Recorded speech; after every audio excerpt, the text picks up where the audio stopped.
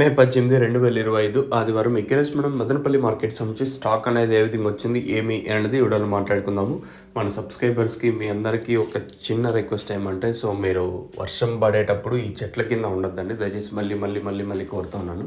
ఎంత వీలైతే ఎంత పాసిబుల్ అయితే అంత ఇంటికి చేరడానికి ట్రై చేయండి. చెట్ల కింద ఈ సంథింగ్ ప్లేస్లు ఉంటాయి కదా, ఈ ఇక్కడ ఉండడానికి అయితే ట్రై చేయొద్దండి.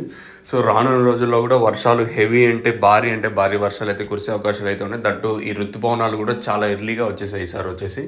సో 10 ఏళ్ళలో ఎప్పుడు లేనంది ఈసారి 10-15 రోజుల ముందే ఋతుపవనాలు. మామూలుగా జూన్లో వర్షాలు పడేది మనం చూసాం. ఎప్పటినింకో ఉండే ఆనమైతే జూన్లో వర్షాలు పడేది చూసాం. ఈసారి అలా కాకుండా మే 15 అంటే మొన్న వెళ్ళింది కదా, మే 15 ఇంకనే భారీ వర్షాలు నమోదవుతాయి మనకు వచ్చేసి. ఇంకా రానున్న రోజుల్లో ఇంకా భారీ వర్షాలు పడే అవకాశాలు కూడా ఉన్నాయి. ఈరోజు కూడా వర్షాలు అయితే ఉన్నాయి, పిడుగులతో కూడిన వర్షాలే ఈరోజు కూడా ఉన్నాయి. మళ్ళీ చెప్పేది ఏమంటే, మీరు ఈ చెట్ల కింద ఉండే అవకాశం అయితే వద్దు, మీరు చెట్ల కింద ఉండదండి.